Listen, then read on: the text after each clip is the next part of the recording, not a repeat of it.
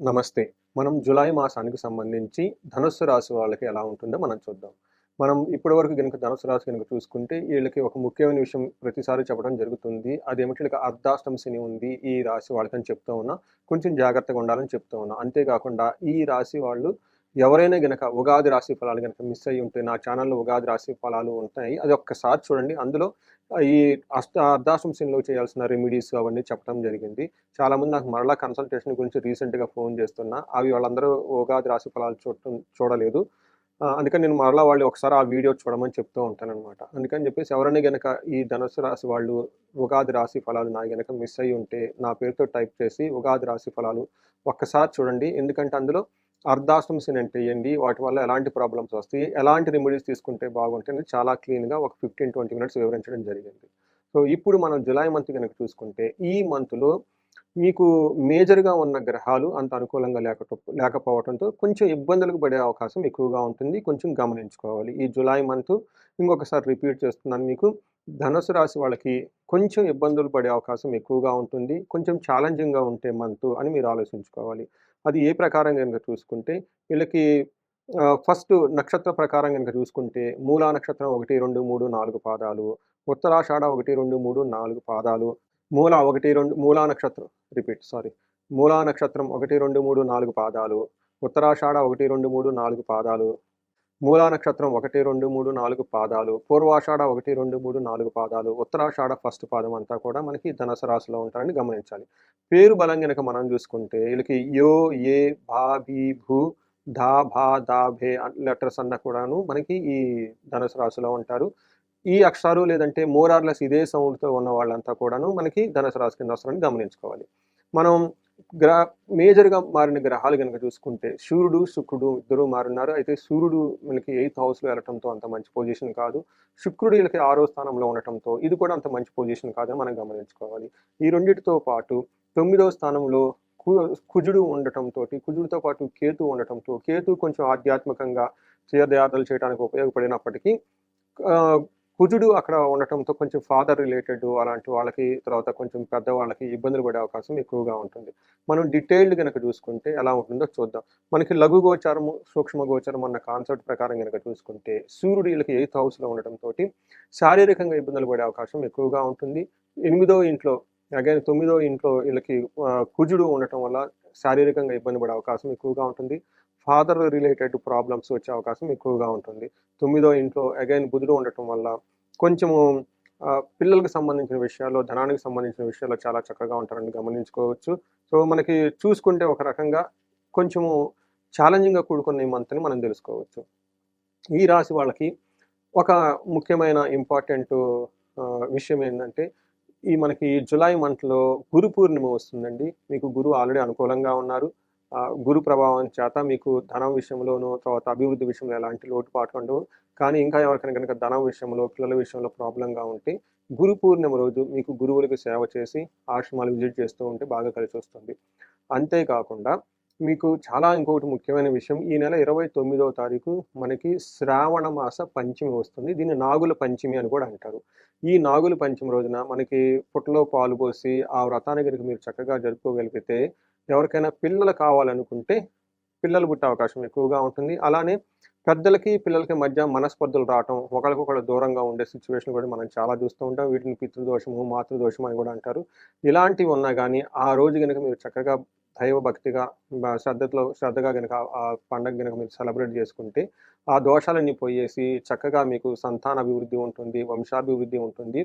మీరు పుత్రుల సుఖం, సంతాన సుఖాన్ని కూడా చక్కగా అనుభవిస్తారు అని చెప్పేసి మన శాస్త్రాలు వివరించడం జరిగింది. ఇది మీకు ఈ ఛానల్ ముఖంగా మీకు ఆ డేట్స్, ఇంపార్టెంట్ డేట్స్ మీకు వివరిస్తూ ఉన్నాను ముందుగా. మీరు కనుక చూసుకుంటే ఇందులో సూర్యుడు 8థ్ హౌస్‌లో ఉండి వీళ్ళకి 2nd హౌస్‌లో చూడటం వల్ల ఇది అంత మంచి పొజిషన్ కాదు అని చెప్తారు.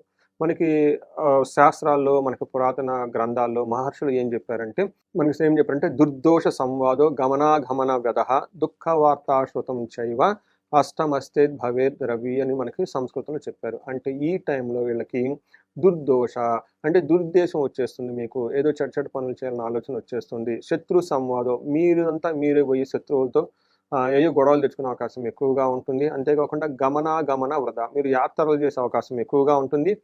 ఈ యాత్రల్లో మీకు ఇబ్బంది పడితే అవకాశం ఉంటుంది. లేదంటే మీకు ఏమని చెప్తారు?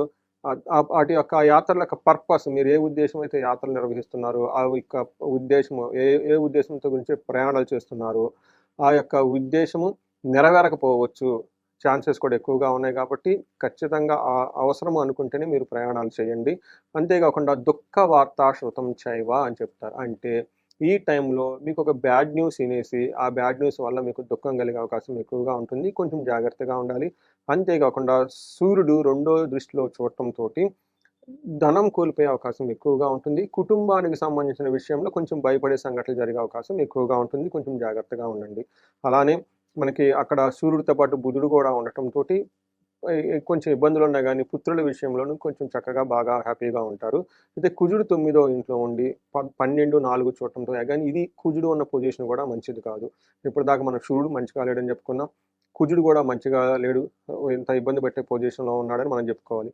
ఏ ప్రకారంగా అంటే అశనాచ్చ ధనశూన్యం శోషణం దేహపీడనం స్థాననాశనం విరోధొచ్చే నవమస్తే భవేద్ భృగు బర్బరే ధారాసుతే అని మనకి సంస్కృతంలో చెప్తూ ఉంటారు. దీని మీనింగ్ ఏంటంటేనండి, అన్న వస్త్రాలకు సైతం కొంచెం కటకటలాడే ఇబ్బంది ఉండటము, తర్వాత దేహం అంతా ఎండిపోయినట్టు ఉండటం, హెల్త్ పరంగా కొంచెము టైర్డ్నెస్గా ఫీల్ అవటము, స్థాననాశనం విరోధచ్చ అంటే మీరు ఉన్న పొజిషన్లో బిజినెస్లో కానీ వ్యాపారంలో కానీ కొంచెము డౌన్ ట్రెండ్ ఉంటుంది. కొంచెం ఉత్సాహంగా లేకుండా, కొంచెము ఏమంటారు ఎంకరేజ్మెంట్ లేకుండా, కొంచెం ఇబ్బందులతో కూడిగా ఉండే అవకాశం ఎక్కువగా ఉంటుంది. ఛాలెంజింగ్గా ఉండే సిచ్యువేషన్స్ ఎక్కువగా ఉంటుంది. మీ చుట్టూ ద్వేషపూరితమైన వాతావరణం ఉండే కూడా అవకాశం కూడా ఎక్కువగా ఉంది. జాగ్రత్తగా ఉండాలి. అలానే ఖర్చులు విపరీతంగా ఉంటాయి. హాస్పిటలైజేషన్ ఖర్చులు కానివ్వండి, లేకుంటే మీకు ఇష్టం లేకుండా కొన్ని ప్రదేశాల్లో ఖర్చులు చేయాల్సి వస్తూ ఉంటుంది. తర్వాత మీకు హెల్త్ విషయంలో కొంచెం జాగ్రత్తగా ఉండాలి. స్టమక్ పెయిన్, స్టమక్ అప్సెట్స్ ఇవన్నీ వచ్చే అవకాశం ఎక్కువగా ఉంది. ఇప్పటిదాకా మనం సూర్యుడు సరిగా లేడని, కుజుడు కూడా సరిగా లేడని మనం చెప్పుకున్నాం. 3 ఇంకొక ముఖ్యమైన గ్రహం శుక్రుడు వీళ్ళకి 6వ ఇంట్లో ఉండటం వల్ల ఇది మంచిది కాదు అని మనకి శాస్త్రాలు వివరించడం జరిగింది. ఏ విధంగా మంచిదిగా ఉండదు అంటే, శుక్రుడు 6వ ఇంట్లో ఉండటం వల్ల వీళ్ళకి విరోధ శత్రు పీడాంచ జ్ఞాతీనాంచ విరోధదః ఆయాసో ధారపుత్రై ద్వేష్టే ద్వేషస్తమిగే భృగు అని చెప్తూ ఉంటారు అనమాట. అంటే షష్టమిగే భృగు అంటే 6వ ఇంట్లో కనుక శుక్రుడు ఉంటే ఏమవుతుందంటే విరోధం కలిగించే వాళ్ళు ఎక్కువగా ఉంటారు, శత్రువులు ఎక్కువగా ఉంటాడు, బంధువుల వల్ల వైరం ఉంటుంది. అంతేకాకుండా ఆయాసో అంటే మీకు శారీరకంగా బాగా టైర్డ్నెస్ ఉండే అవకాశం ఎక్కువగా ఉంటుంది. భార్యతోటి, పుత్రులతోటి గొడవలు పడే అవకాశం ఎక్కువగా ఉంటుంది. సో ఇవన్నీ మీరు చక్కగా గమనించుకొని ఈ మంత్ వీలైనంత వరకు పర్టికులర్గా 15వ తారీఖు నుంచి 25వ తారీఖు వరకు ఈ 10 days కొంచెం ఇంపార్టెంట్ పనులని ఏమైనా ఉంటే పోస్ట్పోన్ చేసుకొని కొంచెం తర్వాత ఏమంటారు కొంచెం పేషెన్స్గా, సహనంగా, అలర్ట్ఫుల్గా ఉండాల్సిన టైం అనేది చెప్పి మనకి చెప్పుకోవచ్చు. అయితే కొన్ని విషయాల్లో చాలా బాగుంటుంది. కొన్ని రొమాన్స్, లవ్, ప్లేజర్స్, తర్వాత భార్యతో చక్కగా ఉండటం, తర్వాత ఖర్చులు, శుభకార్యాల గురించి ఖర్చులు పెట్టడం ఇవన్నీ జరుగుతూ ఉండే అవకాశం ఎక్కువగా ఉంది. ఇది మనకి ప్లానెట్ కాంబినేషన్ వల్ల ఎలా ఉంటుంది ధనుసు రాశి వాళ్ళకని మనం చెప్పుకున్నాం. అయితే ఇప్పుడు మనం నక్షత్రాల ప్రకారంగా చూసుకుంటే మూల, పూర్వాషాఢ, ఉత్తరాషాఢ నక్షత్రాలు 3 నక్షత్రాలు ఇందులో ఉంటాయి. నక్షత్రం ప్రకారం కనుక మనం చూసుకుంటే వీళ్ళకి రాజ్యలాభము ఎక్కువగా చూపిస్తుంది. అంటే ప్రమోషన్స్ వచ్చే అవకాశం ఎక్కువగా ఉంటుంది. పరవాసము, ఫారిన్ వెళ్ళే అవకాశం కూడా ఎక్కువగా ఉంటుంది. వీళ్ళకి ఫైనాన్షియల్ ఛాలెంజెస్ ఎక్కువగా ఉంటుంది. హెల్త్ కాంప్లికేషన్స్ ఉండే అవకాశం ఎక్కువగా ఉంటుంది.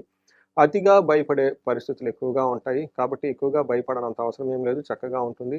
పూర్వాషాఢ నక్షత్రం వాళ్ళని కనుక చూసుకుంటే వీళ్ళకి దరిద్రము, అతి భయము, రోగము, భయము ఇవి చూపిస్తూ ఉన్నది. ఇంతే కాకుండా రాజ్యలాభము కూడా చూపిస్తూ ఉంటుంది. అంటే వీళ్ళకి ప్రమోషన్స్ వచ్చే అవకాశం ఎక్కువగా ఉంది.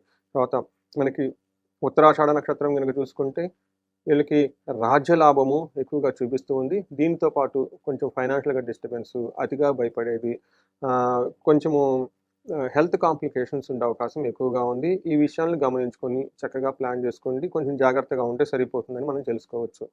తర్వాత వీళ్ళకి మూల, పూర్వాషాఢ, ఉత్తరాషాఢ నక్షత్రం వాళ్ళకి సూర్యుని వల్ల లత్తా ఉండటంతో ఈ మంత్లో వీళ్ళకి గాయాలు అయ్యే అవకాశం ఎక్కువగా ఉంటుంది. కొంచెం మీ చుట్టూ వర్క్ చేసే ఎన్విరాన్మెంట్‌ని జాగ్రత్తగా పెట్టుకోండి. తర్వాత ఏదైనా షార్పు, పొదునైన వస్తువులు ఉంటే జాగ్రత్తగా చూసుకోండి. కారు ఇలాంటి వాటికి సంబంధించిన లాంగ్ ట్రావెల్ చేయాల్సొస్తే చక్కగా ఒకటికి 2 సార్లు మెకానిక్‌ని సంప్రదించేసుకొని కారంతా చెక్ చేసుకోవటము, వర్క్ ఎన్విరాన్మెంట్ చాలా జాగ్రత్తగా పెట్టుకోవటం చాలా చాలా మంచిది. కొంచెం జాగ్రత్తగా ఉంటే ఈ మాసం అంతా చాలా సరిపోతుందని మనం తెలుసుకోవచ్చు.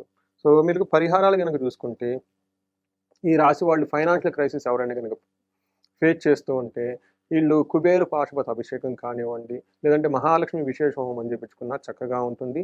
వీటితో పాటు వీళ్ళకి హెల్త్ కాంప్లికేషన్స్ ఎవరైనా గనక ఫేస్ చేస్తుంటే, మృత్యుంజయ హోమం చేపించుకున్నా, మృత్యుంజయ జపాన్ని ఆహ్, మ మ జపాన్ని గనక జపించుకున్నా, ఇంతే కాకుండా వీళ్ళకి ఆయుష్య మృత్యుంజయ అభిషేకం గాని, హోమం గాని చేపించుకుంటే చాలా చక్కగా ఉంటుంది.